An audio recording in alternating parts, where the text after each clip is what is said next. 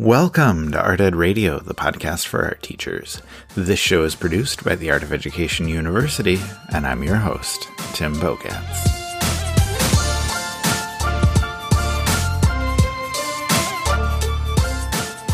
Before we start today, I want to share something with you and ask you to do something if you can, if you have the time.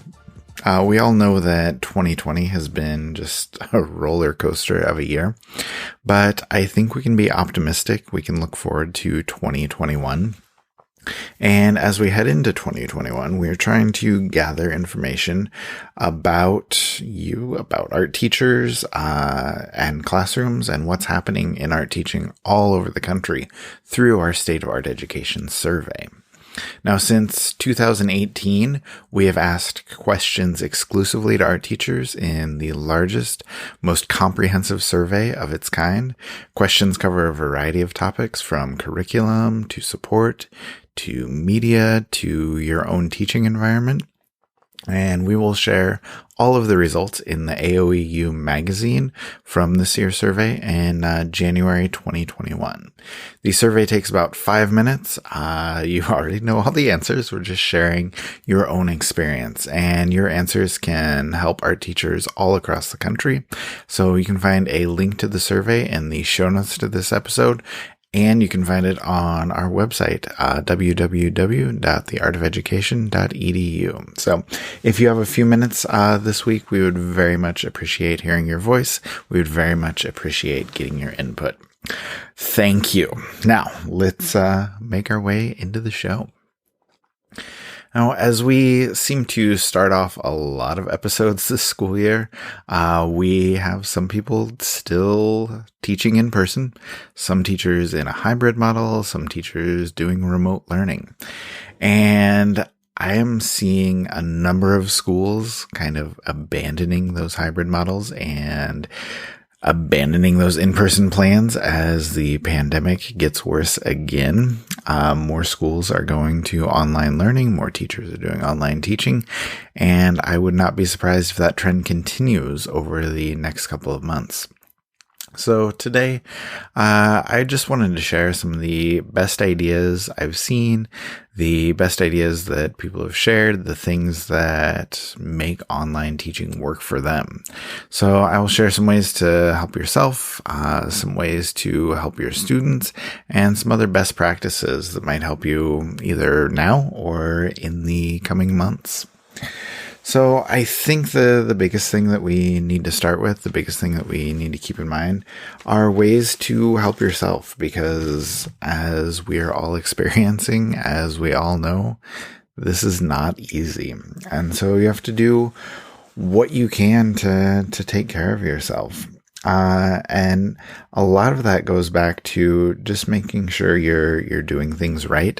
I know this is tough to do, but health-wise, you have to make sure that you're getting enough rest, you are drinking enough water, you exercise when you can, you take your mental health breaks as needed, and just do the right things, to take care of yourself. And that can be really difficult, especially as stress and anxiety build up as you are pressed for time. But it is very, very important for you to make sure that you are able to do everything that you can to take care of yourself. And then as you are teaching, there are certain things you can do just in breaks to kind of keep track of your health. Making sure that you're changing positions, making sure that you're stretching. Like, you can take a break every once in a while, hopefully, but because staring into a screen all day is really, really difficult.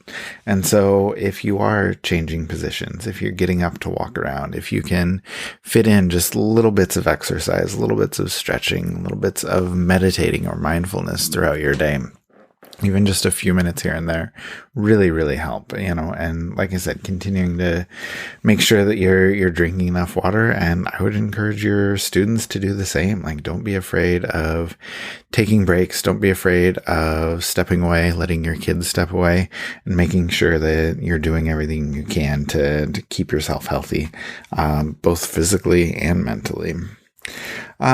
And there are other things you can do throughout the course of the teaching day to just make your life a little bit easier, a little bit less stressful.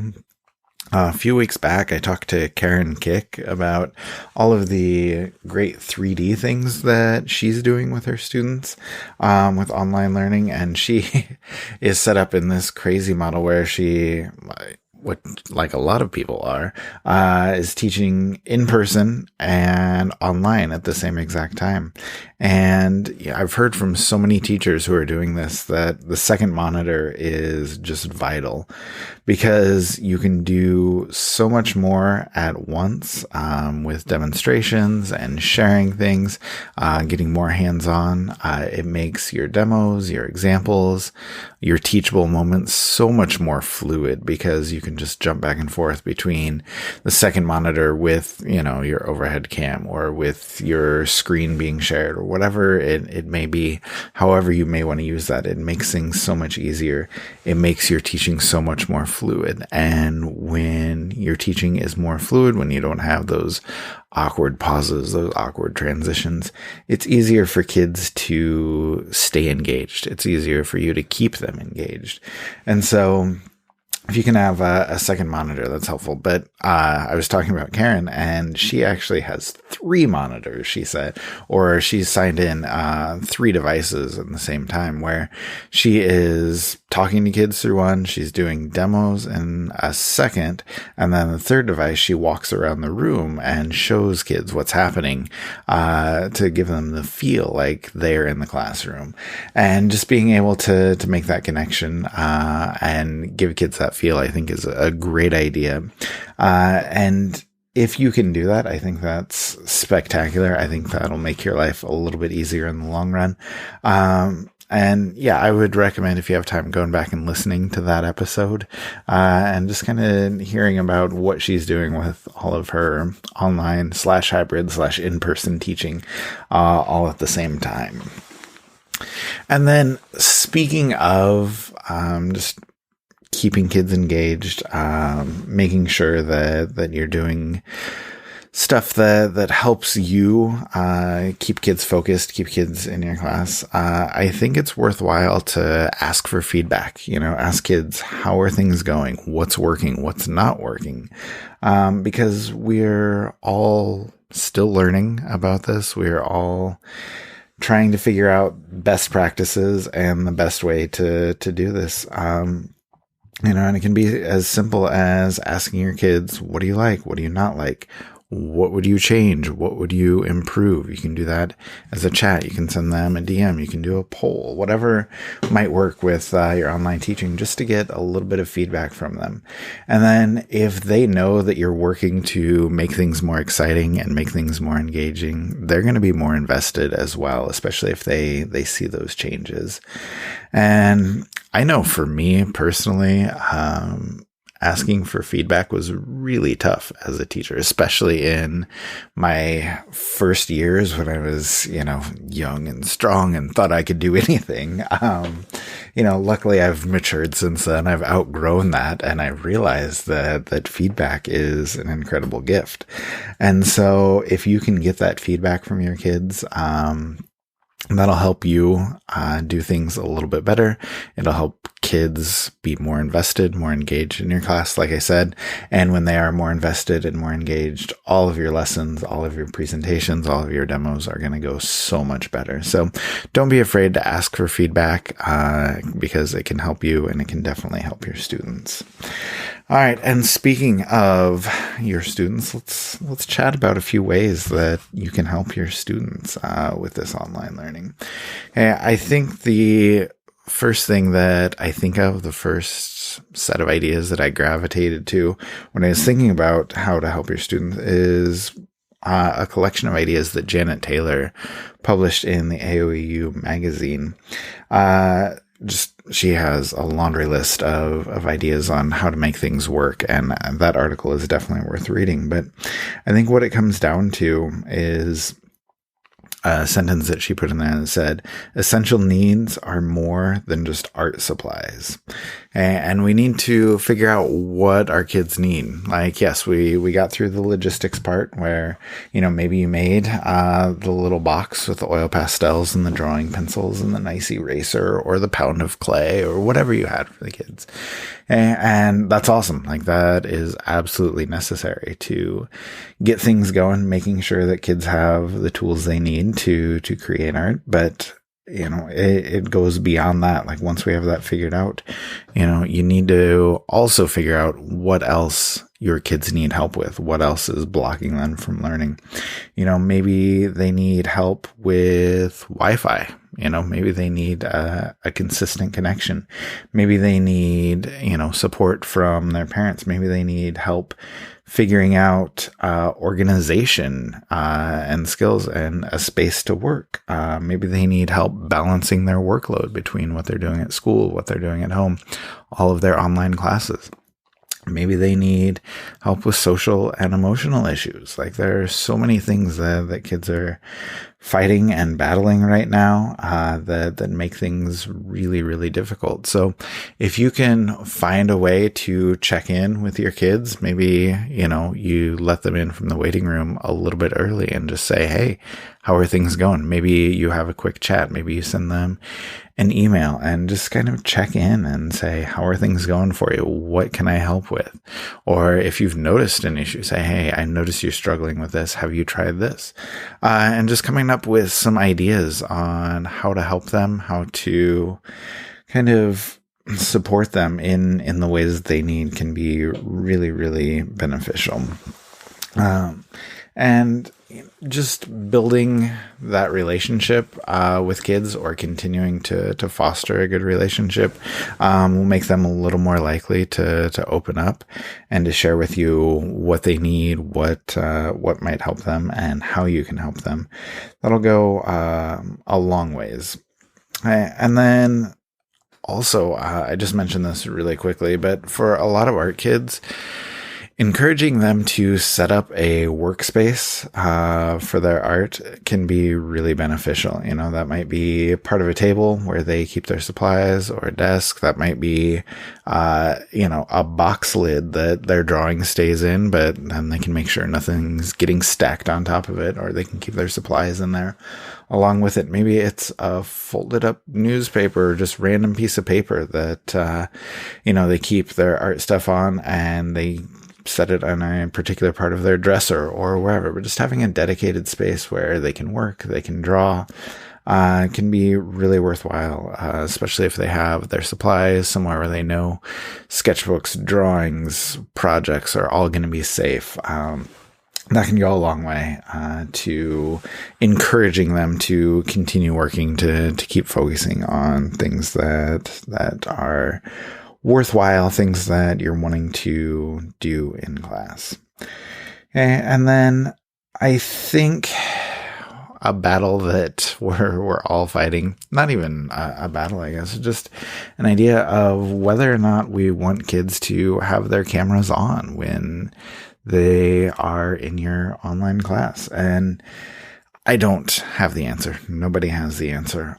Obviously, the learning is going to be more effective if you can see your kids and they can see you. But in all honesty, that may not be the most important thing for everyone right now. And so rather than, diving into that argument, deciding whether or not kids need to have their camera on, I think it's important to instead think about other ways that we can engage our kids, and for a lot of them, just typing is much easier than responding, than speaking out loud.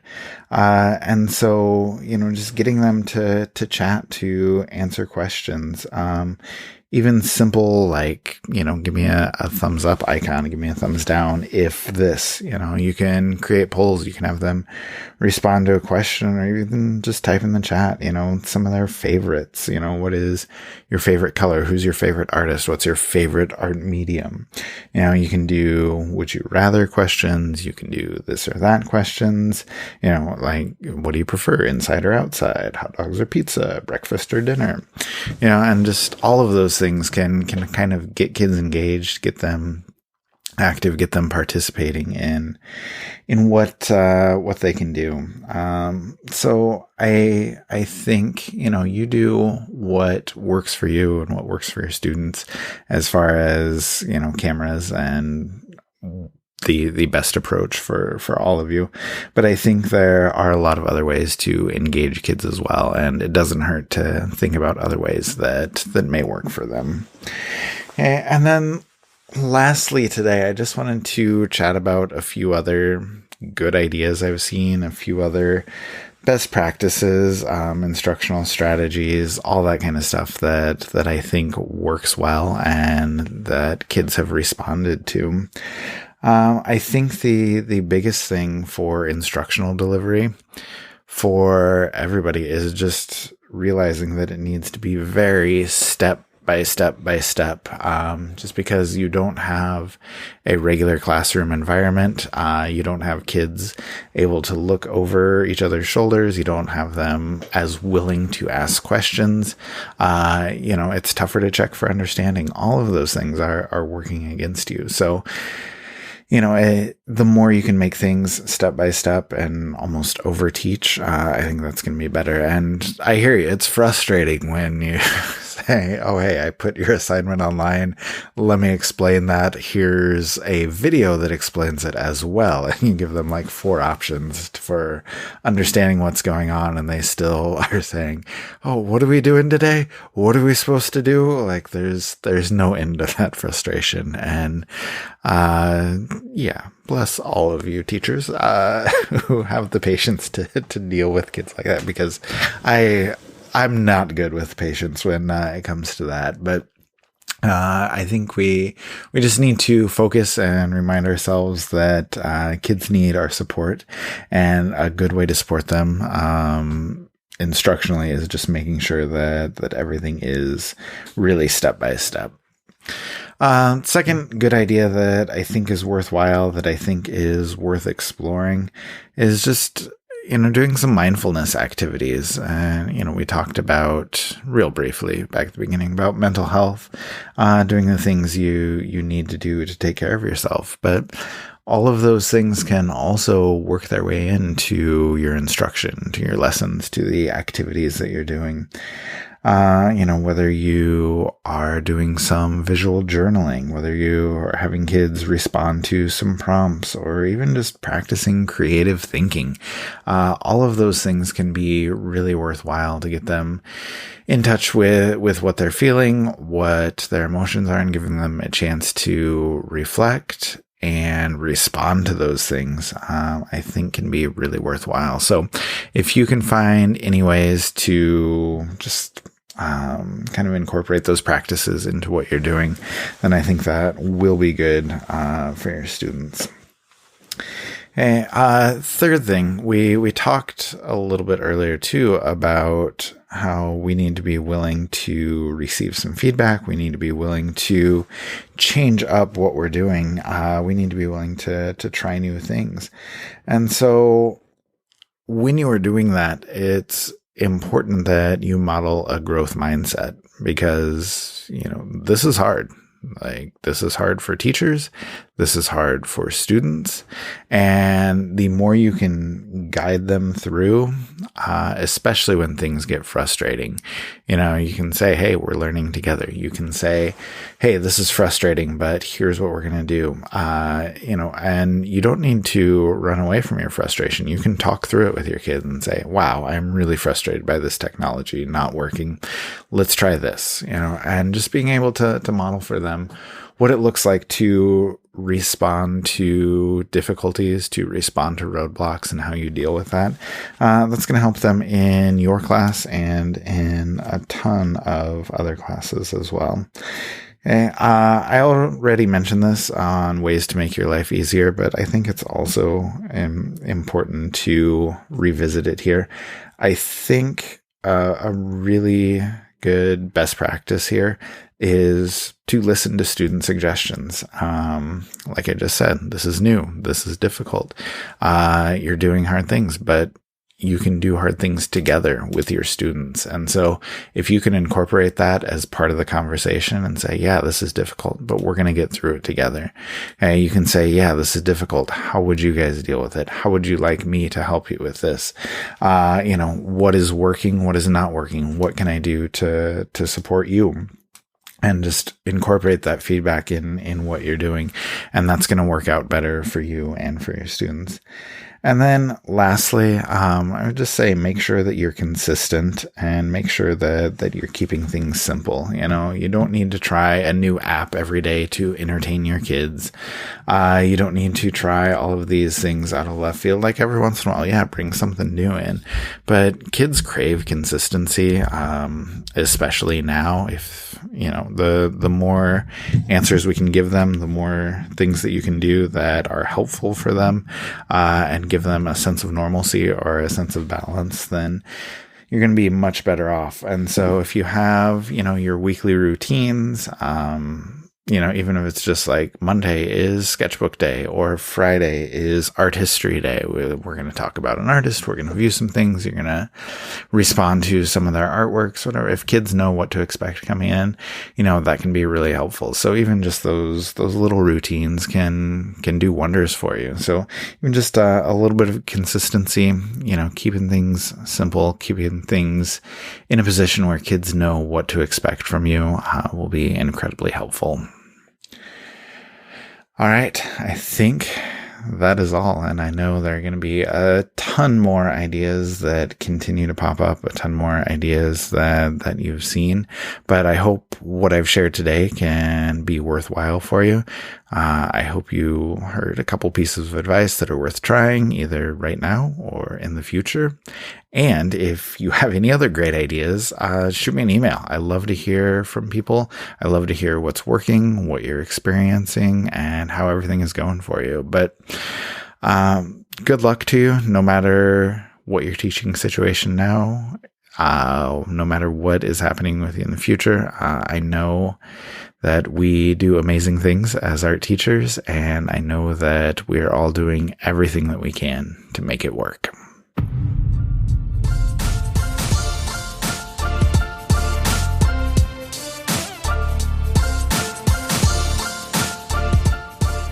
Art Ed Radio is produced by the Art of Education University with audio engineering by Michael Crocker.